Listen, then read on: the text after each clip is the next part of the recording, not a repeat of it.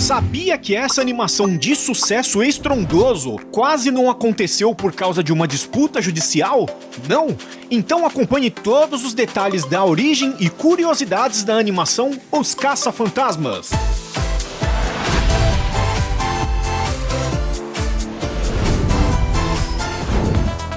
Em 1984, Dan Aykroyd, junto com o saudoso Harold Ramis, escreveram o roteiro de um dos maiores clássicos blockbuster de Hollywood, Os Caça-Fantasmas, que teve um custo em torno de 30 milhões de dólares, mas arrecadando mundialmente quase 10 vezes o seu valor investido. E um grande sucesso como esse não poderia deixar de expandir seu universo, e antes da sequência original em 1989, explodiram na audiência também na televisão com a animação The Real Ghostbusters.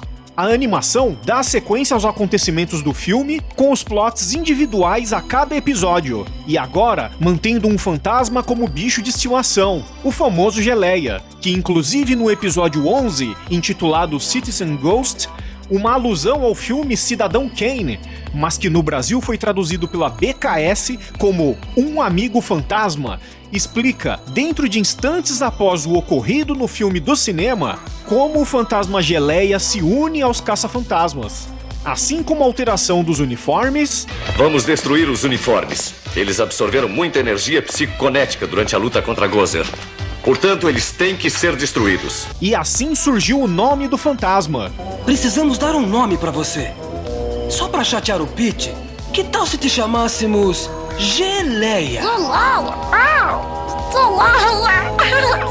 Nesse episódio, espectros tomam a forma do quarteto dentro de seus antigos uniformes. Mas por que são parecidos com a gente?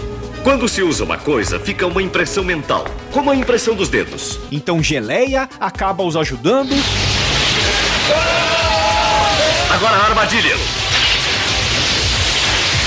Estão presos! E se tornando o mascote da equipe. E falando em Geleia, 2 anos depois, a série seguiu por 54 episódios com um tom mais infantil e ficou intitulada como Slimer and the Real Ghostbusters, ou Geleia e os Verdadeiros Caça-Fantasmas em tradução livre. A série teve um total de 7 temporadas com 140 episódios. Já conhecemos seus criadores, Dan Aykroyd e Harold Ramis, com Michael C. Gross e Joe Manganiello na produção executiva, e roteiro de J. Michael Straczynski, que inclusive é um grande roteirista de quadrinhos e séries sci-fi. Mas para falar mais a respeito disso, vamos chamar os especialistas no assunto. E é com muita honra que realizo este collab com o canal Revolta Nerd. Valeu, Rafa! John Michael Straczynski é um ícone quando se trata de histórias em quadrinhos. Escreveu ótimas histórias do Homem-Aranha, inclusive a história De Volta ao Lar. Teve uma passagem legal pelo Thor e ainda escreveu uma das melhores histórias do Surfista Prateado. Depois de trabalhar na Marvel, ele ainda teve trabalhos muito relevantes na DC, trabalhando em Antes de Watchmen, Mulher Maravilha e Super-Homem. Dá pra ver que ele não é qualquer um. Até porque dificilmente as empresas deixariam qualquer um com seus principais heróis. Só que, por mais que Straczynski tenha consolidado sua carreira nos quadrinhos, não foi nos quadrinhos que ele começou. Na verdade, sua carreira com a indústria nerd começou bem antes dele entrar no mundo dos quadrinhos. Ele criou Babylon 5 e Crusade, 2 ótimas séries de ficção científica. E ainda antes disso, ele já tinha trabalhado no ramo de animação, roteirizando alguns episódios do He-Man de 1983. Eu tenho a força! E acabou encabeçando o spin-off She-Ra. Algum tempo depois de sair da Filmation, Straczynski foi contratado para embarcar no projeto que visava adaptar o filme do Ghostbusters. Agora, passo a bola de volta para você. Fala aí, os caras manjam ou não de quadrinhos? E se você gosta dos personagens das HQs e os filmes e séries que bebem de sua fonte, vocês não podem deixar de seguir o canal Revolta Nerd. O link está aqui na descrição. Enfim, uma curiosidade na animação é que o próprio ator Ernie Hudson fez teste para ser a voz de Winston Zeddemore, personagem que ele mesmo interpretou no filme. E por incrível que pareça, ele não foi aprovado. Outro ator conhecido ficou em seu lugar, Arsenio Hall, muito conhecido por ser apresentador de TV nos Estados Unidos e também atuou em Um Príncipe em Nova York ao lado de Ed Murphy, outro clássico dos anos 80, que inclusive tem um vídeo aqui no canal cheio de curiosidades e segredos a respeito da obra. Outra voz que gerou discussão foi com a dublagem original, dessa vez com a voz do personagem Peter Venkman, dublada por Lorenzo Music, muito conhecido pela dublagem do Gato Garfield. O ator Bill Murray reclamou que a voz de Peter estava idêntica à do Garfield. Bom, tirem suas próprias conclusões. I hate mornings. I like them better if they started later. Tomorrow's the Thanksgiving Day parade, right? Right. And there'll be a lot of beautiful women there, right? I suppose. Well, I want to make sure they know that Peter Venkman is a class act. Com o tempo, a voz de Venkman na série acabou mesmo sendo substituída a partir da terceira temporada por Dave Coulier. No entanto, 18 anos depois, o próprio Bill Murray dublou a voz de Garfield nos cinemas com o live action de 2004. I know you don't hear me, but can't you just listen? Ironia do destino? Enfim, no Brasil tivemos o privilégio de ter as mesmas vozes dublando tanto o filme de 84... Esse é o caso do Brooklyn, pagou com cartão. Esses são os casos para esta noite. Mas 2 fluidos errantes. Quanto a série animada. O que é? O marcador de fantasma em estoque diz que faltam 3. Mas isso é impossível! E fazendo a voz do icônico Egon Spengler, temos o Jorge Barcelos, Nada escapa daquele sistema se estiver fechado. que também foi conhecido por ser uma das vozes do lendário Zé Urubu, da Turma do Pica-Pau. Cara, olhe só. Qual é o melhor pra esse urubu? Barras de ouro falso, casos de fraude Brooklyn Bridge, mapas frios do tesouro? Já a voz do chavequeiro Peter Venkman foi feita por Ezio Ramos, Ei, espere aí! Já sei quem me lembram aqueles caçamos-fantasmas, aqueles de terceira classe que pegamos hoje cedo. ele também era conhecido em As Novas Aventuras de Johnny Quest, fazendo a voz do personagem Race Bannon. Pra onde foram aqueles garotos agora? Parem com as brincadeiras e fiquem de olhos abertos. Para a voz de Ray Stantz, Flávio Dias, É a melhor oportunidade que nós já tivemos. Venham! Vamos lá, pessoal! que também é conhecido por várias vozes, como o próprio Dinossauro Rosa em Barney e seus amigos. Ai, que dia lindo no parque! Ouçam os pássaros! Interpretando a voz de Winston Zedmore, Antônio Moreno. Vamos cair na cama. Foi uma noite muito dura. Anote as ligações, Janine.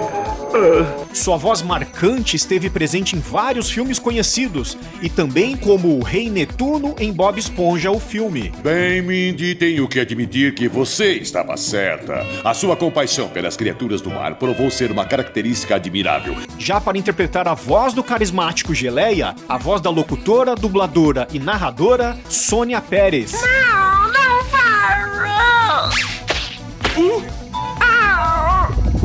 Geleia, mas o que é que você... E por fim, na voz de Janine Melnitz, Márcia Gomes.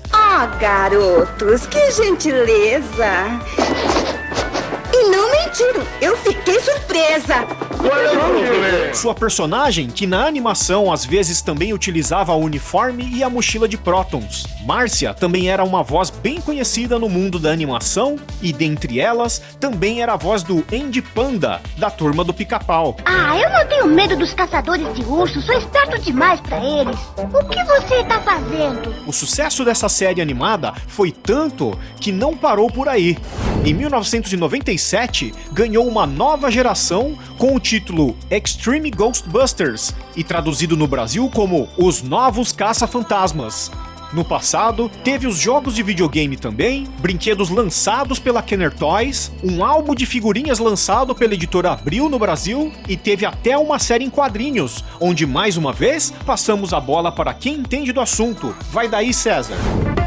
Valeu de novo, Rafa. Ghostbuster não ganhou só uma, mas sim várias séries em quadrinhos que duram até hoje. Quero dizer, a última lançou em 2019, mas depois do novo filme, podemos esperar que vem mais pela frente. O primeiro quadrinho saiu em março de 1988 pela Marvel UK, a Marvel Europeia, mas a Marvel não era a única que tinha licença para usar o título. A americana Now Comics também começou a produzir os quadrinhos em agosto do mesmo ano. Desse quadrinho publicado pela Now, sai uma curiosidade interessante. O desenhista era ninguém mais ninguém menos do que John Tobias, o criador de Mortal Kombat.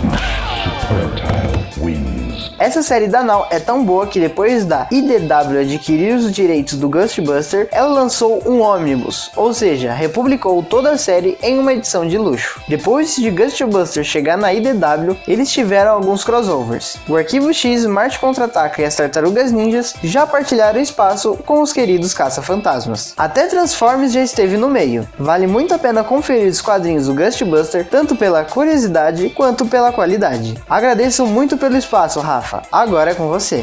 Valeu, César, e muito obrigado também ao roteirista do Revolta, que manda muito bem, Michael Oliveira. Um abraço, vocês são top, que nem essa animação, que no Brasil seguia com o mesmo nome do filme original, Os Caça-Fantasmas. E me recordando da época, eu ficava perguntando por que no nome original aparecia The Real Ghostbusters. Mas a verdade é que já existia uma produção chamada The Ghostbusters bem antes de Os Caça-Fantasmas. No Brasil, ela ficou conhecida como Trio Calafrio e é uma série de televisão produzida pela Filmation e exibida pela rede CBS em 1975, onde dois atrapalhados detetives, Kong e Ed Spencer, com o auxílio de um gorila chamado Tracy, investigavam casos sobrenaturais na cidade. Enfim, enquanto produzia um filme de 84, a distribuidora Columbia tentava negociar com a Filmation o direito de usar o nome Ghostbusters no filme. E até a conclusão das negociações, eles eram obrigados a rodar tudo em dobro quando o nome era mencionado. Uma cena com o nome que conhecemos e outra com o nome Ghostbreakers. No final, já sabemos que a negociação deu certo, e o acordo foi de $608 mil e mais 1% dos lucros do filme. Mas com a ideia de produzir uma animação para a televisão, começou uma nova novela. O próprio produtor da Filmation, Lou Scheimer, responsável pela disputa do nome Ghostbusters e visionário criador da animação de 1983, He-Man e os Defensores do Universo, mostrou grande interesse em produzir a animação de Caça-Fantasmas. No entanto, desde o lançamento do longa, já havia um acordo com a Dick Entertainment, que já tinha produzido um curta com a ideia conceitual da série animada, que inclusive já era bem similar à versão definitiva da animação que conhecemos. A arte desse curta foi desenvolvida por Ed Fitzgerald, que já é bem conhecido no mundo da animação, como esse desenho aqui que quase ninguém conhece. E se você precisa mesmo de um namorado, pode tentar o programa Namoro às Cegas! É o programa Namoro às Cegas! E ele foi dirigido por Kevin Altieri, igualmente famoso por diversas obras como a série animada de Batman e Scooby-Doo. Vocês têm que se esconder no beco. Eu vou buscar ajuda. Então o resultado só poderia ter sido satisfatório. Inclusive, é notável que nesse curta de teste, a aparência de Peter Venkman era mais similar ao ator Bill Murray. Os uniformes eram similares ao do filme, e o fantasma Geleia era também tratado como no filme. Então Scheimer, vendo que não conseguiria mais os direitos para produzir a série animada de Os Caça-Fantasmas, tratou de tirar a série da própria Filmation, de 1975, do fundo do baú e criar sua própria série animada chamada Ghostbusters. Aqui a série ficou conhecida como Os Fantasmas, e os personagens são descendentes dos protagonistas da série clássica, Jake Kong Jr., e Ed Spencer Jr., que ainda seguiam com a companhia do gorila Tracy, tendo o auxílio de seus pais no primeiro episódio. É uma animação bem legal também, e ela faz parte de uma lista de desenhos bem peculiares dos anos 80 aqui do canal. Confira no card. A série animada durou 4 anos de exibição com 65 episódios, mas o próprio Scheimer admitiu posteriormente que não tinha sido uma boa ideia fazer isso, pois ele lançou propositalmente seu primeiro episódio em 15 de setembro de 1986, ou seja, uma semana antes da série da Dick Entertainment, que agora passou a se chamar The Real Ghostbusters. Apesar de todos esses problemas, ela foi um baita sucesso que deixou saudades para uma legião de fãs que, para quem viveu a época, era impossível não encontrar um adesivo num carro, janela ou mesmo no caderno. E se você também viveu essa época, não deixa de curtir e comentar nesse vídeo.